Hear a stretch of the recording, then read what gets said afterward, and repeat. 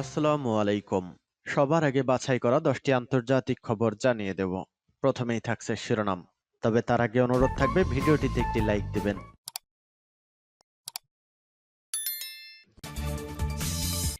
জানিয়ে দিব হাতে থাকা সর্বশেষ আপডেট আন্তর্জাতিক সংবাদ। প্রথমেই সংবাদ শিরোনাম, কেউ আঘাত করলে কঠোর জবাব দেয়া হবে, আমেরিকা বিশ্বকে ধোঁকা দিচ্ছে বলেছেন ইমাম খামেনি। এরপর জানিয়ে দিব সিরিয়ায় ক্ষেপণাস্ত্র হামলা চালিয়েছে ইসরায়েল। এদিকে চীনকে শায়েস্তা করতে যুদ্ধে পুতিনের পক্ষ নিয়েছেন ট্রাম্প। আরও জানিয়ে দিব ইউক্রেনের সাময়িক যুদ্ধবিরতির প্রস্তাবে কি বলল রাশিয়া। সর্বশেষ জানিয়ে দিব মিয়ানমারে ভয়াবহ সংঘর্ষে অর্ধশত সেনা নিহত, অপহৃত আরও 14। এতক্ষণ শুনছিলেন সংবাদ শিরোনাম, এবারে বিস্তারিত। তবে অনুরোধ থাকবে ভিডিওটিতে একটি লাইক করবেন এবং কমেন্ট করে জানিয়ে দিবেন কোন জেলা থেকে আপনি আমাদের এই ভিডিওটি দেখছেন। কেউ আঘাত করলে কঠোর জবাব দেয়া হবে, আমেরিকা বিশ্বকে ধোঁকা দিচ্ছে বলেছেন ইমাম খামেনি। বিশ্বের বলদর্পী শক্তিগুলো ইসলামী বিপ্লবের বিরুদ্ধে ষড়যন্ত্রের পথ থেকে এখনও সরে আসেনি বলে মন্তব্য করেছেন ইরানের সর্বোচ্চ নেতা আয়াতুল্লাহ উজমা খামেনি। তিনি বলেন, তারা বলছে তাদের স্বার্থ সবার আগে, অর্থাৎ সমগ্র বিশ্বের পক্ষ থেকেই তাদের স্বার্থটাকে প্রাধান্য দিতে হবে। বর্তমানে সবাই তাদের এই স্বার্থপরতা প্রত্যক্ষ করছে। গতকাল বুধবার বিকেলে ইসলামী প্রজাতন্ত্র ইরানের সর্বোচ্চ নেতা আয়াতুল্লাহ সাইদ আলী খামেনির সঙ্গে সারা দেশের হাজার হাজার ছাত্রছাত্রী সাক্ষাৎ করেছেন। এসব ছাত্রছাত্রীর মধ্যে বিভিন্ন রাজনৈতিক, সামাজিক ও সাংস্কৃতিক সংগঠনের প্রতিনিধি এবং দেশ গঠন বিষয়ক ছাত্র সংগঠনের কর্মীরাও ছিলেন।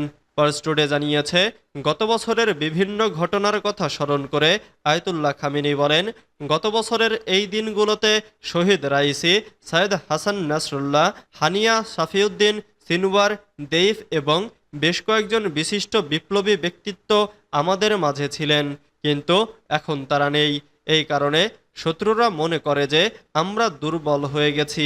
আমি আত্মবিশ্বাসের সাথে জোর দিয়ে বলছি যে যদিও এসব গুরুত্বপূর্ণ ভাইদের অনুপস্থিতি আমাদের জন্য ক্ষতিকর, তবে আমরা গত বছরের তুলনায় অনেক ক্ষেত্রে শক্তিশালী হয়েছি এবং অন্যান্য কোনো ক্ষেত্রে দুর্বল হয়ে পড়িনি। সিরিয়ায় ক্ষেপণাস্ত্র হামলা চালিয়েছে ইসরায়েল। সিরিয়ার রাজধানী দামেস্কের একটি আবাসিক ভবনে বিমান হামলা চালিয়েছে ইসরায়েল। বৃহস্পতিবার ইসরায়েলি বাহিনীর এই হামলায় সেখানে একজন নিহত হয়েছেন। যুক্তরাজ্য ভিত্তিক সিরীয় পর্যবেক্ষক সংস্থা Syrian observatory for human rights এই তথ্য জানিয়েছে। সিরিয়ার রাষ্ট্রায়ত্ত বার্তা সংস্থা সানার প্রতিবেদনে বলা হয়েছে, রাজধানী দামেস্কের একটি ভবনে হামলা চালিয়েছে ইসরায়েল।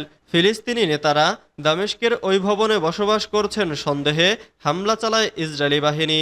এতে একজন নিহত হয়েছেন বলে জানা গেছে। Syrian observatory for human rights বলেছে, দামেস্কের একটি ভবনকে লক্ষ্যবস্তু বানিয়ে বিমান থেকে 2টি ক্ষেপণাস্ত্র ছুড়েছে ইসরায়েলি সামরিক বাহিনী। হামলায় সেখানে কমপক্ষে একজন নিহত ও আরও একজন আহত হয়েছেন। এদিকে দামেস্কে হামলার বিষয়টি নিশ্চিত করেছেন ইসরায়েলের প্রতিরক্ষামন্ত্রী ইসরায়েল কাজ। তিনি বলেছেন, ইসরায়েলি বিমান বাহিনী দামেস্কে বিমান হামলা চালিয়েছে। এক বিবৃতিতে ইসরায়েলি এই মন্ত্রী বলেন, ইসরায়েলের বিরুদ্ধে ইসলামী সন্ত্রাসবাদের কোনো ক্ষমা করা হবে না। আর এই সন্ত্রাসবাদ দামেস্ক অথবা অন্য কোথাও হোক না কেন, আমরা সিরিয়াকে ইসরায়েল রাষ্ট্রের জন্য হুমকি হতে দেব না।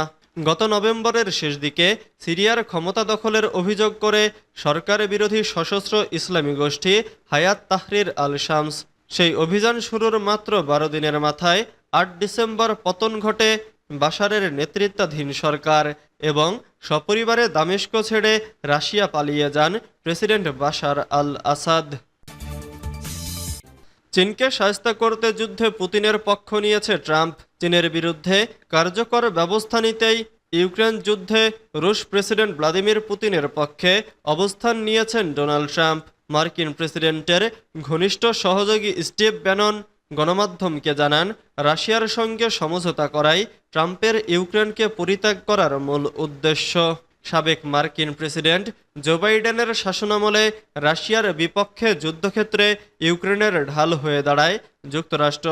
কিয়েভকে সামরিক, অর্থনৈতিক সহ সব ধরনের সুযোগ সুবিধা দিয়ে আসছিল ওয়াশিংটন। তবে যুক্তরাষ্ট্রে ক্ষমতার পট পরিবর্তনের পরে ইউক্রেনের জন্য দেখা দেয় বিপত্তি। নতুন প্রেসিডেন্ট ডোনাল্ড ট্রাম্প কখনো জেলেনস্কিকে স্বৈরশাসক বলে কটূক্তি করেন, আবার কখনো মার্কিন সাহায্যের বিনিময়ে ইউক্রেনের খনিজ সম্পদের মালিকানা চেয়ে বসেন। এমনকি বিভিন্ন সংবাদ সম্মেলনে পুতিনকে বন্ধু আখ্যা দিয়ে তার ভূয়সী প্রশংসাও করেন। ট্রাম্পের এমন নীতি নিয়ে অনেকের মনেই প্রশ্ন, হঠাৎ কেন ইউক্রেনকে বাদ দিয়ে রাশিয়ার পক্ষ নিচ্ছেন ট্রাম্প? ট্রাম্পের একজন ঘনিষ্ঠ কর্মকর্তা স্টিভ ব্যানন এর ব্যাখ্যা দিয়েছেন। তিনি বলেন, চীনের বিরুদ্ধে শক্তিশালী অবস্থানে থাকতেই শি জিনপিং এর মিত্র পুতিনের সঙ্গে মানিয়ে চলতে চাচ্ছেন ট্রাম্প। রাশিয়ার সঙ্গে সমঝোতা করে চীনের বিরুদ্ধে কার্যকর ব্যবস্থা নিতে চায় ট্রাম্প প্রশাসন। এক পডকাস্টে ব্যানন অভিযোগ করেন, চীনের কমিউনিস্ট পার্টি যুক্তরাষ্ট্রের বিরুদ্ধে অর্থনৈতিক যুদ্ধ চালাচ্ছে। তার ভাষ্যমতে মার্কিন অভিজাত শ্রেণীর চীনের হাতে অর্থনৈতিক কর্তৃত্ব তুলে দিয়েছে, যা এখন সম্পূর্ণভাবে বিচ্ছিন্ন করা ছাড়া রোধ করা সম্ভব নয়। তিনি আরও দাবি করেন, ওয়াশিংটনের সামরিক সক্ষমতাকে সমীহ করে যুদ্ধে জড়াতে চায় না বেইজিং। ইউক্রেনের সাময়িক যুদ্ধবিরতির প্রস্তাবে কি বলল রাশিয়া? যুক্তরাষ্ট্রের প্রেসিডেন্টের দেয়া ইউক্রেনের ৩০ দিনের একটি যুদ্ধবিরতিতে রাশিয়ার জন্য কিছুই নেই বলে মন্তব্য করেছেন রুশ প্রেসিডেন্ট ভ্লাদিমির পুতিনের উপদেষ্টা ইউরি উশাকভ। বৃহস্পতিবার ১৩ মার্চ মস্কোতে সাময়িক যুদ্ধবিরতি নিয়ে রাশিয়ার অবস্থান তুলে ধরেন ওয়াশিংটনে নিযুক্ত সাবেক এই রুশ রাষ্ট্রদূত। বার্তা সংস্থা রয়টার্সের প্রতিবেদনে বলা হয়েছে, পুতিনের উপদেষ্টা যুক্তরাষ্ট্রের প্রস্তাবিত যুদ্ধবিরতি নিয়ে এমন সময় মন্তব্য করলেন যখন রুশ কর্মকর্তাদের সঙ্গে আলোচনা করতে ট্রাম্পের মধ্যপ্রাচ্য বিষয়ক দূত স্টিভ উইটকফ বৃহস্পতিবার মস্কো পৌঁছেছেন। সম্প্রতি যুক্তরাষ্ট্রের প্রেসিডেন্ট ডোনাল্ড ট্রাম্প ইউক্রেনের ৩০ দিনের একটি যুদ্ধবিরতির প্রস্তাব দিয়েছেন। ইউক্রেনের প্রেসিডেন্ট ভলোদিমির জেলেনস্কি বলেছেন, তিনি একে ইউক্রেন যুদ্ধ অবসানে শান্তি আলোচনার পথে প্রথম পদক্ষেপ বলে বিবেচনা করেছেন এবং এই প্রস্তাবে রাজি আছেন। ট্রাম্প এখন পুতিনের জবাবের অপেক্ষায় আছেন। সম্ভাব্য যুদ্ধবিরতি পরিকল্পনা নিয়ে পুতিনের মনোভাব যখন অস্পষ্ট, তখনই তার উপদেষ্টা বলেছেন, যুক্তরাষ্ট্রের প্রস্তাবে রাশিয়ার জন্য কিছুই নাই। মিয়ানমারে ভয়াবহ সংঘর্ষে অর্ধশত সেনা নিহত, অপহৃত আরও ১৪। মিয়ানমারের মান্দালয় অঞ্চলের নটকি টাউনশিপে প্রতিরোধ বাহিনী নটকি পিপলস ডিফেন্স ফোর্সের ভয়াবহ হামলায় কমপক্ষে অর্ধশত জান্তা সেনা নিহত হয়েছে। এ সময় বহু অস্ত্র ও গোলাবারুদ সহ অন্তত ১৪ সেনাকে আটক করে নিয়ে গেছে সশস্ত্র যোদ্ধারা। পিপলস ডিফেন্স ফোর্স ও এর মিত্র বাহিনীগুলোর বরাতে এ খবর জানিয়েছে সংবাদ মাধ্যম দ্য ইরাবতী। প্রতিবেদনে বলা হয়, মান্দালয়ে গত কয়েক মাস ধরে জান্তা বাহিনী ও বিদ্রোহী গোষ্ঠীগুলোর মধ্যে তুমুল লড়াই চলছে।